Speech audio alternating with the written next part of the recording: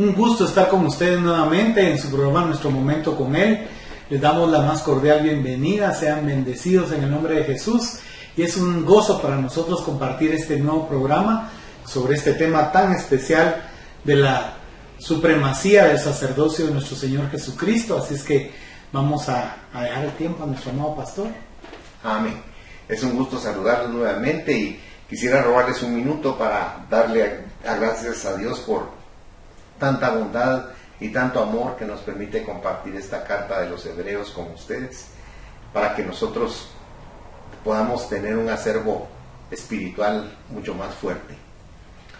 Amado Dios, te damos gracias en este día por la bondad y la misericordia que fluye del trono de tu gracia, para que a través de este estudio tú nos des revelación, entendimiento, nos des también el ser pragmáticos con tu palabra para ponerla por obra en nuestra vida cada día, y para que a través del Espíritu Santo podamos comprender muchas cosas que ordinariamente al leer tu palabra no las logramos comprender a profundidad. Te ruego que seas tú quien nos lo reveles en el justo sentido en el cual tú quieres que nosotros nos espiritualicemos. Por eso, Padre, te pido que bendigas este breve momento que vamos a compartir y que tú sazones la palabra en el nombre de Jesús. Amén. Amén. Estamos viendo entonces en este momento la justicia de Dios, el juicio de Dios. Y aquí estamos viendo la precaución 2. La precaución 1 que vimos anteriormente se refería a que el pueblo, a los hebreos, estaban volviendo a caer de la gracia, estaban volviendo a sus hábitos de pecado, a su carnalidad, a su inmadurez, y lo que sí permanecía en ellos era el servicio hacia las personas. Recordemos que para los judíos la salvación era por obras, ¿verdad? Y eso contaba mucho para ellos. También cuenta para Dios, por supuesto, porque es un reflejo, es un fruto que da el Espíritu Santo en los nacidos de nuevo. Por eso ahora es interesante lo que vamos a ver de la justicia de Dios. Y aquí debemos notar algo muy interesante. Los cristianos hebreos eran débiles e inmaduros en el Señor. Y eso sucede actualmente también. Existe mucha inmadurez en el cristiano. El cristiano se volvió como competitivo con sus propios hermanos, ¿verdad? ¿Quién es el dueño de la única verdad? ¿Quién es el que enseña la verdadera doctrina? ¿Quién está equivocado? ¿Quién no está equivocado? Y realmente ese no es el punto de la palabra de Dios. El propósito de la palabra de Dios es, en primer lugar, conocer a Dios. En segundo lugar, conocer su voluntad y obedecerla. Y en tercer lugar, que para mí es muy importante, conocernos a nosotros mismos. Solo conociendo a Dios nos podemos conocer verdaderamente en lo que somos, justamente por una razón. Fuimos hechos a imagen y semejanza de Dios, pero nosotros ignoramos cómo es Dios. Tenemos una idea de Dios y tenemos una imagen a través de Jesucristo, pero como humano. Recordemos que Cristo se hizo humano, pero Él es Dios, Él no es humano. Él es el creador de la humanidad.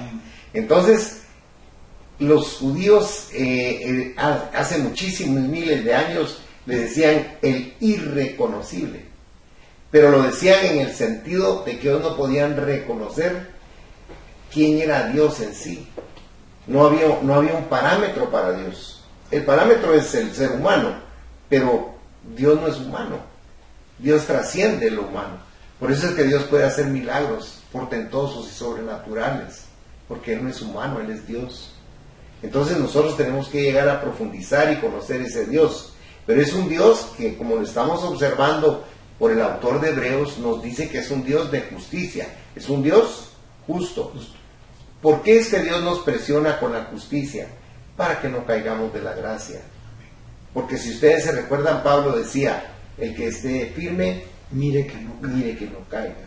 Y Pedro también dice en su epístola, en su segunda epístola, que más nos habría valido no conocer la salvación de Jesucristo que haber vuelto a caer en el pecado, y pone unos parámetros muy duros, porque dice que el cristiano que vuelve al pecado es como el perro que se vuelve a comer su vómito, o la puerca lavada que se vuelve a meter en el cieno lleno de lodo y agua y sucia y excrementos y orines.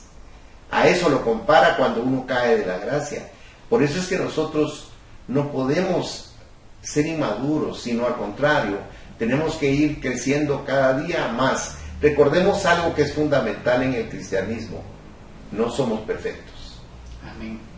Y la señal de que le estoy diciendo la verdad bíblicamente es: no somos perfectos, porque en 1 de Juan 1:9 dice que si confesamos nuestros pecados, Él es fiel y justo para perdonar nuestros pecados y limpiarnos de toda maldad.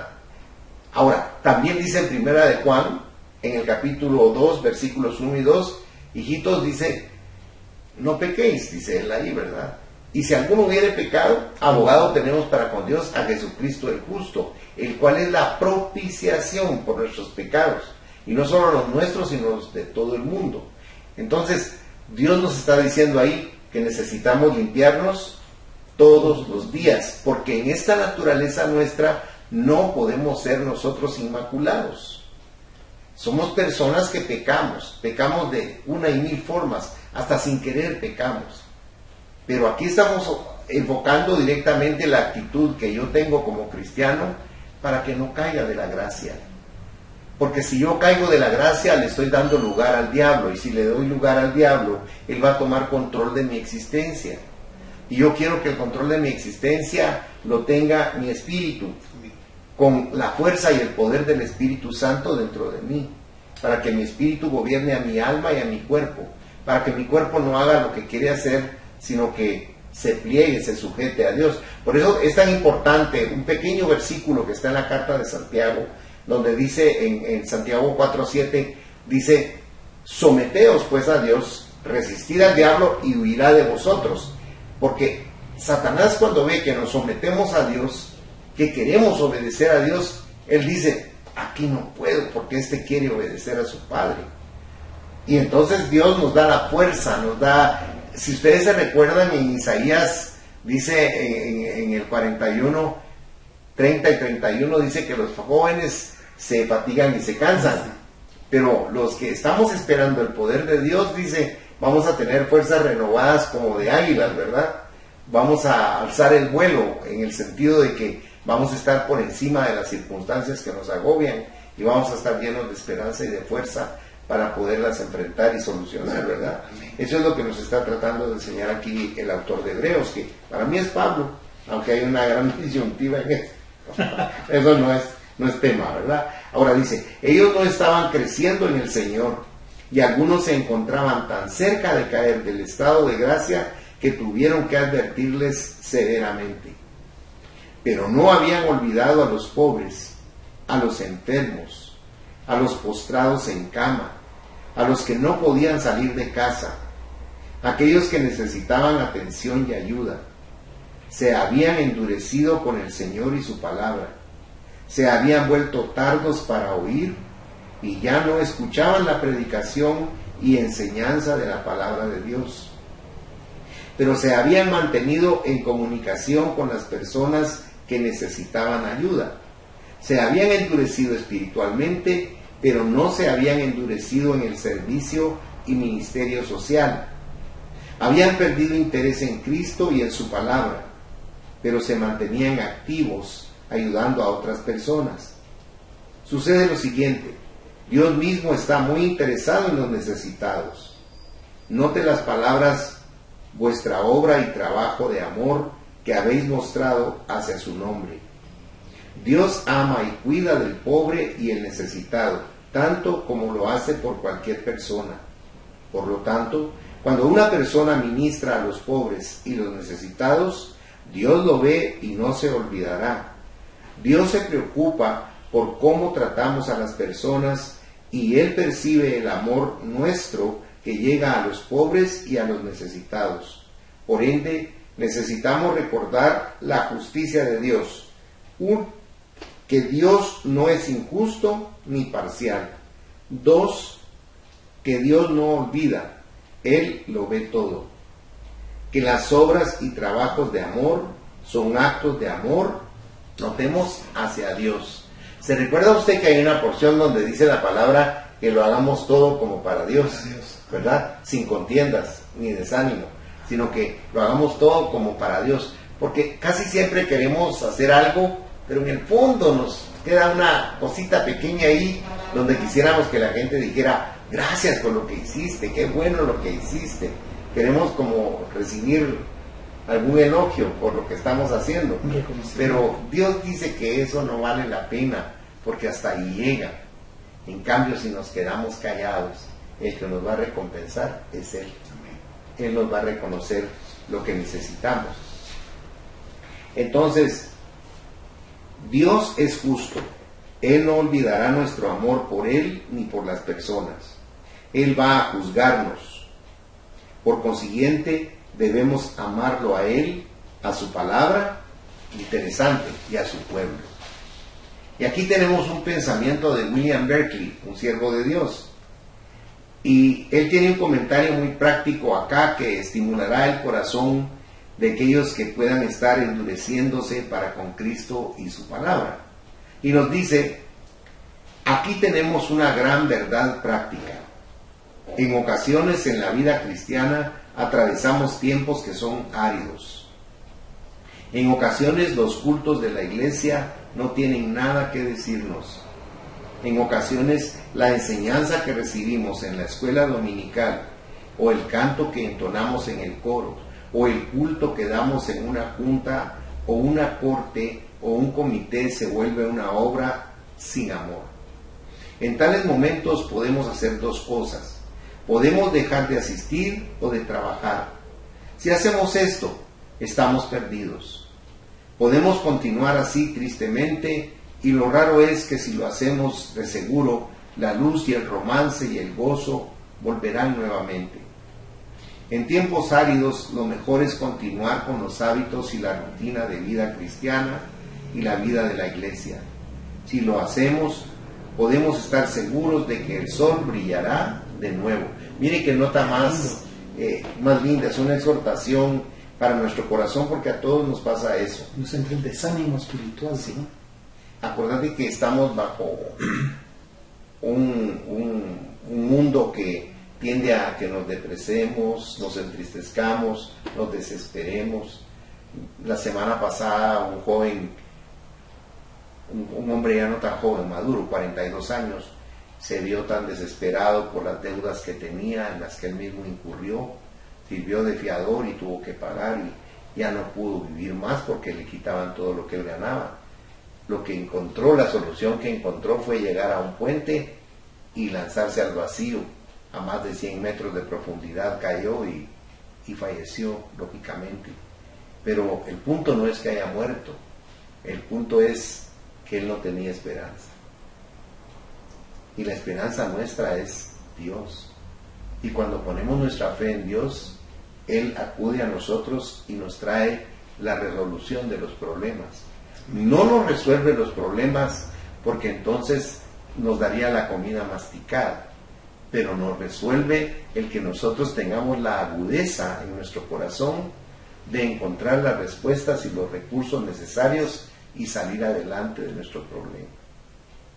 Es lastimoso que este joven haya muerto de una manera tan trágica, porque se encontró, según él, en un callejón sin salida y no había más esperanza para él, según él.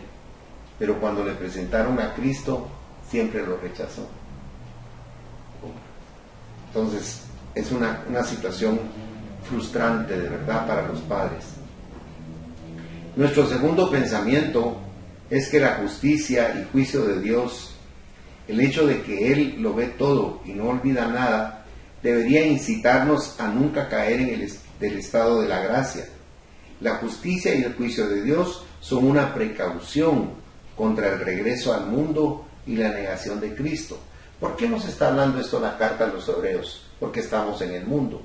Y el mundo es como una ola gigante que nos jala y nos lleva a ese mar de perdición.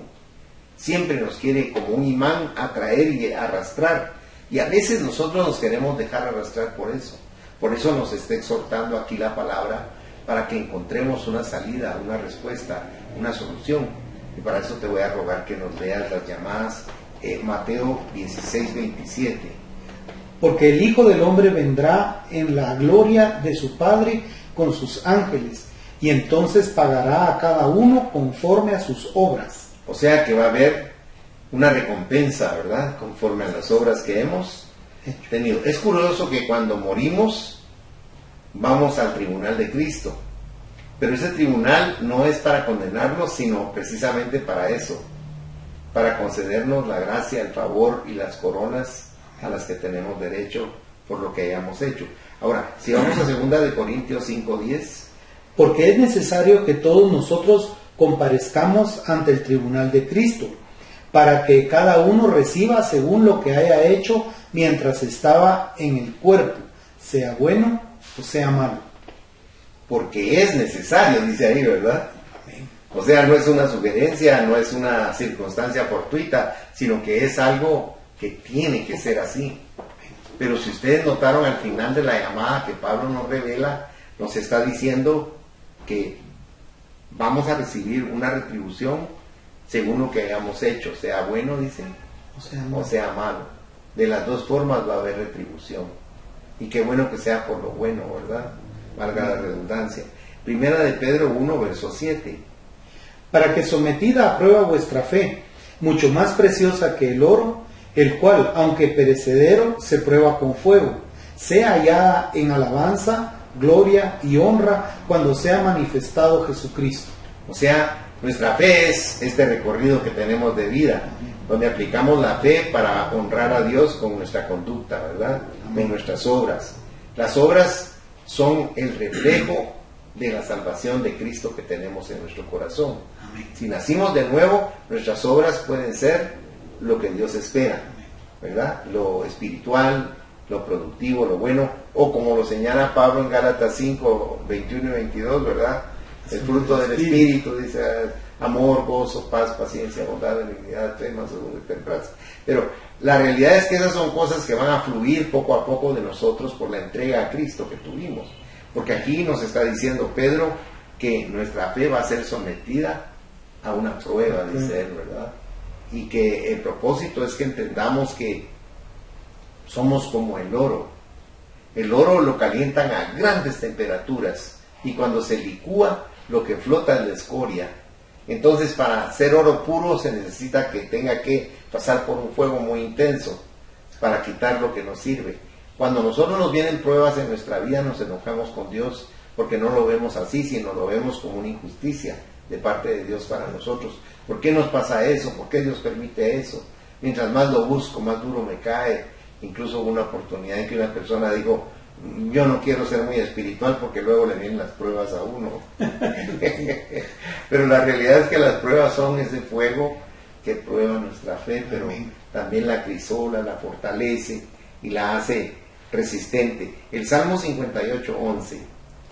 Entonces dirá el hombre, ciertamente hay galardón para el justo, ciertamente hay Dios que juzga en la tierra. Amén.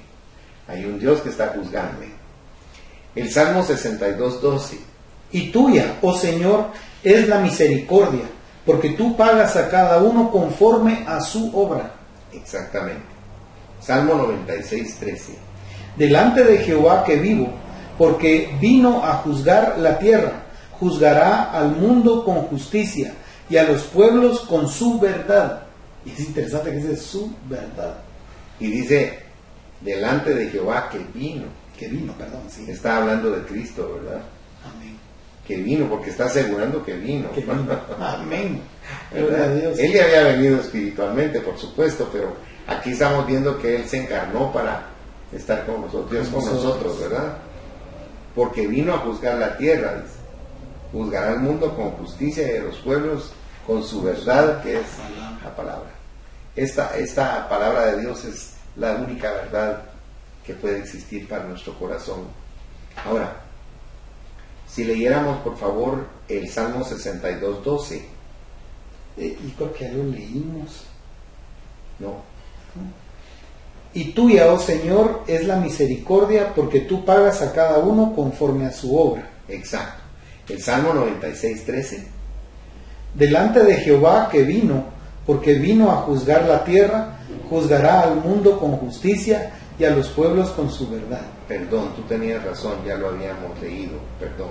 Eclesiastés 3:17. Y dije yo en mi corazón, al justo y al impío juzgará Dios, porque allí hay un tiempo para todo lo que se quiere y para todo lo que se hace. Esto es bien interesante lo que está diciendo Salomón aquí.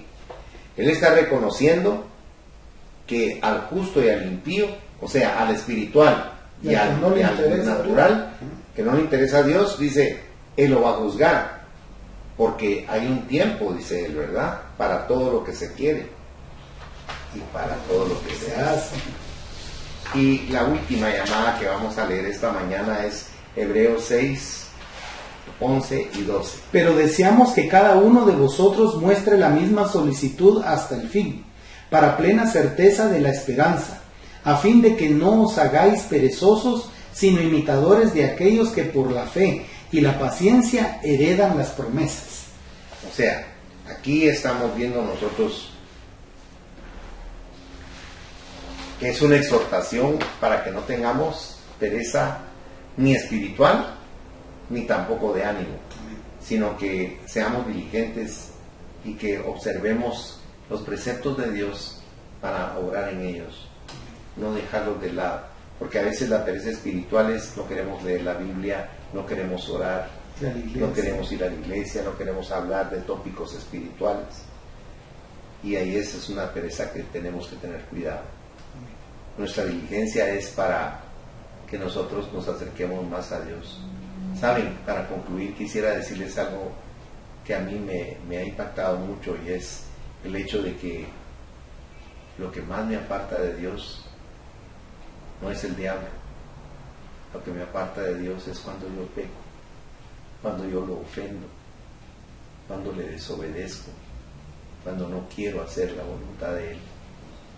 Lo que estoy haciendo es alejarme de Él, darle la espalda a Él, cuando Él nos ha buscado, nos ha ayudado, nos ha levantado.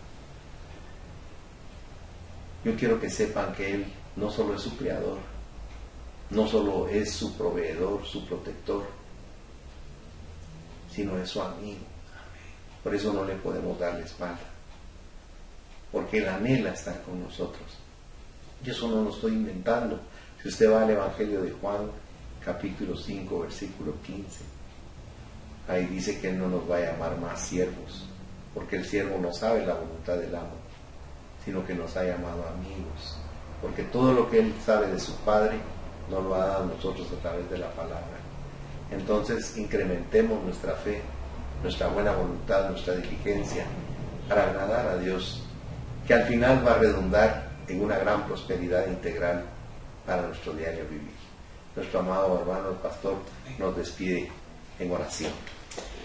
Amado Padre Celestial, te pedimos que tú entres, Señor, en nuestros corazones a través, Señor, de ir conociendo nosotros y buscando más de ti en la palabra santísima de Dios. Señor, toca el corazón de quienes vean esto, de quienes escuchen esto. Y Padre, por favor, ayúdanos a alejarnos del mal, alejarnos de la vida de pecado, alejarnos, Señor, de donde tú ya nos has librado y nos has rescatado.